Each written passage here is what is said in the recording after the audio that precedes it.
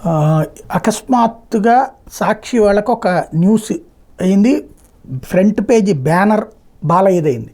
ఏంటంటే second banner ఎందుకయ్యా అంటే బాలయ్య ఋషికొండలో 66 కోట్ల రూపాయలు పెట్టి ల్యాండ్ కొన్నారు. అంటే ఒక కంపెనీ ఫ్లోట్ చేసి ఆ కంపెనీలో అంతా కుటుంబ సభ్యులే డైరెక్టర్గా ఉండేటట్టు 100కి 100% మొత్తం వాళ్ళ చేతుల్లోని షేర్లు ఉండేట్టు ఆ పేరుతో 66 కోట్ల రూపాయలు పెట్టి ఋషికొండలో భూమి కొనటం అన్నటువంటి సంచలనం సృష్టించింది. దాన్ని వైసీపీ ఎలా ప్రొజెక్ట్ చేసింది, బాబు గెలుస్తాడు అనుకుంటే అమరావతిలో కొనేవాడు, ఇంతకుముందు అమరావతిలో కొన్నది సగానికి సగం డబ్బులు పడిపోయినాయని ఒకప్పుడు బాలకృష్ణ చెప్పుకొచ్చారు. ఇప్పుడు అదే బాలయ్య విశాఖపట్నంలో ఋషికొండ దగ్గరే ముఖ్యమంత్రి కూడా ఉండేది కాబట్టి ఆ ప్రాంతంలో ల్యాండ్ కొన్నాడు. తద్వారా బెనిఫిట్ పొందుతానికి ప్రయత్నిస్తున్నాడు. అంటే బాబు గెలుస్తాడని బాలయ్య కూడా నమ్మట్లేదు అన్నటువంటిది.